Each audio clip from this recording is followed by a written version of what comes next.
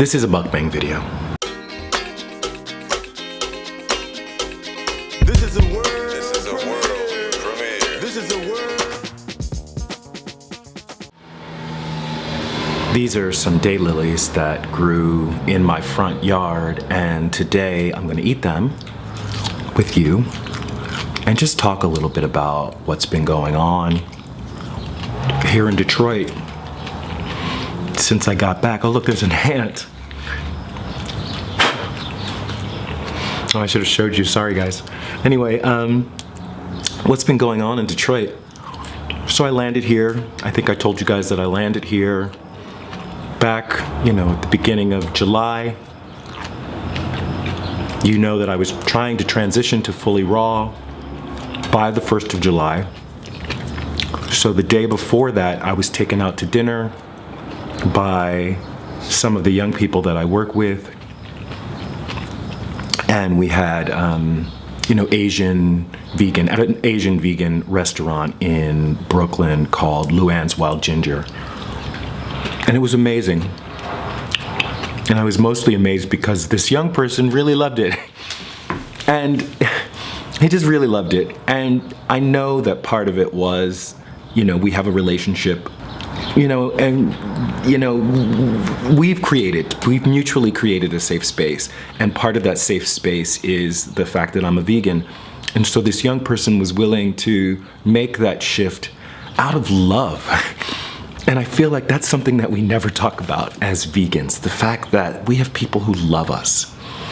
And if we just love them back and set them an example and let them know how it personally affects us when they do these things, not in a harsh way, not in a blaming way, not in an angry way, but just to let our love help do some of the work. Of course, it's not going to let them know what the information is. It's not going to let them know about their health. It's not going to let them know the impact on the environment. Those are things that we have to share as well. But I do think that our love can play a part in that. So got here, and after that long, tedious drive, it ends up taking about 12 hours. Because, you just have to stop to rejuvenate.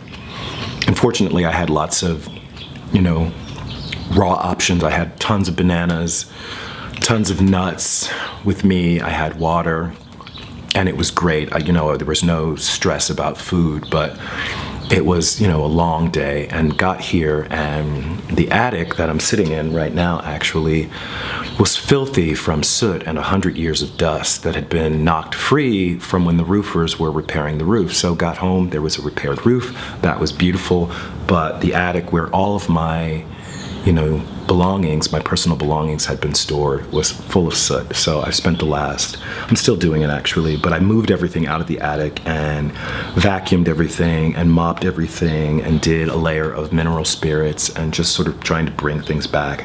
I may do a steam cleaning. But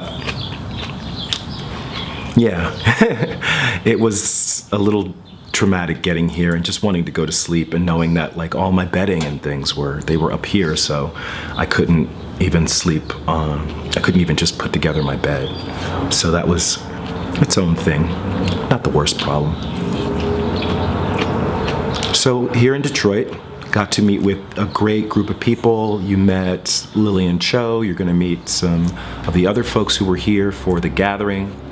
It's just a beautiful time. Talked a lot about mutual aid networks, actually. And I'll probably do a specific video on mutual aid networks. So it'll be clear to you what I'm talking about when I'm talking about that. By the way, I'm not just trying to freak you out.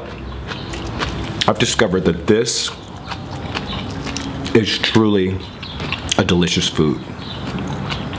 It's so funny because they're all starting to open. They were closed when I picked them, and now they're starting to open. My neighbor. There's going to be some trouble with my neighbor. So my grass is not cut.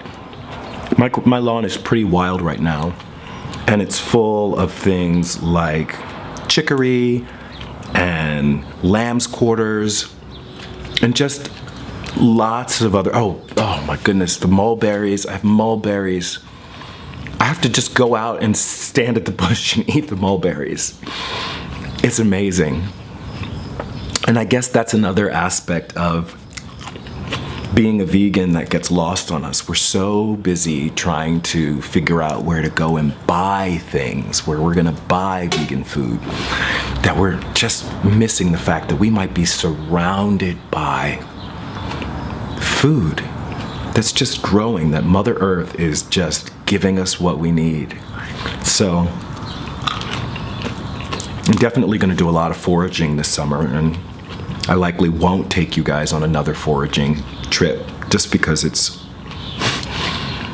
I need my hands free to be able to do that. But I may do some forage hauls. I may, do a haul and show you what I brought back. If that's interesting to you, leave a comment below saying that yes, we'd like to see a foraged wild greens video.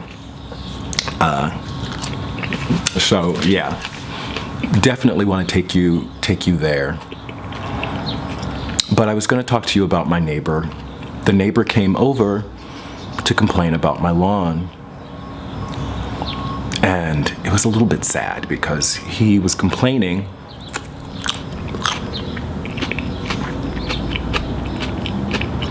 with all the things that are going on in the world. He's complaining, he was just saying, when are you going to take care of your lawn? And I just said, you know what? I have a plan for the lawn. And my plan for the lawn is I'm going to harvest it. I'm not going to cut it, put it in plastic bags, and throw it in the trash. I'm going to harvest that lawn. I'm going to harvest the seeds. I'm going to harvest anything that's edible. And I'm thinking that I may end up, when it starts to die, I'll cut it. I'm going to get some shears. And I'm just going to cut it. It's not going to be perfectly even, but I'm going to cut it and either compost it or figure out how to make something out of it. Because when do we get grass that's long enough to actually make something out of? But I have a lot of it. And I'll show you some pictures of it maybe when I do the foraging video. So again, let me know if that's something that you want to see more of. But the thing that made me feel so bad about the neighbor was it was so clear that he just knew. He knew that he was asking me to do the right thing, to cut my lawn. He knows he's being a good citizen, he's being a good neighbor by keeping that lawn cut, by using the gas in that mower or the electricity that is connected ultimately to fossil fuels to generate that electricity, to keep that grass cut short, so to make sure nothing live can happen, so that nothing can grow, that nature will not take a foothold on his property. And he knows that I'm a good citizen, a good neighbor, and that I'm going to fit right in with that and do what's right. And unfortunately, he's got the wrong one. He's got the wrong one. And we'll have to figure it out. And I might get tickets. We'll see. I hope I don't get a ticket, but I'm told that if you can prove that what you're growing is edible, then they can't give you a ticket. So that's a workaround for any of you that want to let your gardens just grow wild. The other thing is that we work so hard on these gardens, right? We buy these things and we hope, oh, please let them grow. Oh, please let them grow. Let my tomatoes grow. Let my carrots grow, right? Because we want to grow the food that we recognize. We want to grow the food that they have told us is food, right? The food that the dominant culture tells us is edible. The animals that the dominant culture tells us is edible. And so in the same way, we're, destroying nature. Obviously there are people who have daylilies, but when the people who were helping me with the lawn came to cut the lawn, they cut down everything. They cut back those bushes. They didn't take the time to eat a berry. They just cut everything down. They cut down 4 mulberry trees in my backyard, thinking that they were helping, even though I said, don't cut down the trees. The instinct is to cut it down, to kill it, to cut it down, to kill it. And this is that dominant cultural mode again. And unfortunately, they were men. My neighbor is a man. And it seems to me that this is a male drive to want to dominate. And it may be something that has been really cultivated in men. Not that it's men's nature to be this way, but it's been cultivated in men to make us the best machines that we can be in the service of the dominant culture. So we can work at corporations and be cutthroat, not consider others, not love others, not think about the impact on the environment, to be able to look people in the eye and kill. And I'm not saying that men are the only people who feel these ways. I'm not saying that men are the only ones who have embraced this, right? We have across the gender spectrum, we have people who really want to aspire to achieve that persona, right? To cultivate in them all that is violent and domineering and strong. We go to the gym so we can get strong. We want to be cut and have great abs, right? We want to be these perfect machines so that we can serve at the, mercy of the dominant culture. And a lot of vegans do it too. We want to show that we can fit into that dominant standard, that dominant culture standard of beauty, just like the rest of them, just like normal people, even though we're vegans. When what we stand for is something completely different. We stand for life, and we're turning ourselves into machines.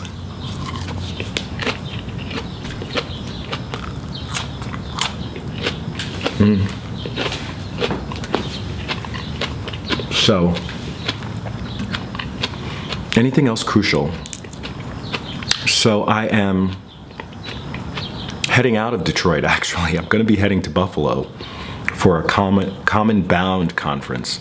And I don't really know what it is, but my sense is there are going to be some more radically minded people than I find at the typical conferences that I go to. And I'm going mostly because the people who were here are going. This was a kind of a stop on their way there, a 3-day stop, but it was a stop on their way there. And some great conversations got started, and I would love to see how those conversations get brought into the larger discussions that will be had, to see what some of the other work that activists have been doing from all over the country. There'll be people there from all over the country, and probably people from Canada too, because it's in Buffalo. Yeah, but I'm really interested in seeing what other people are doing, and I promise that I will get some interviews and share them with you on the channel. I miss Brooklyn. I miss Jack. But I'm excited. I'm looking forward to being here and making the house more welcoming and showing you more of the house. Yeah.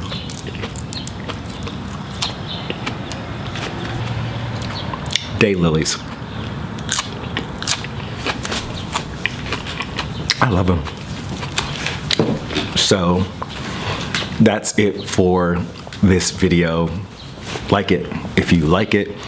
Share, comment, subscribe. This is Reg signing off. Love yourself. Peace. And I love myself.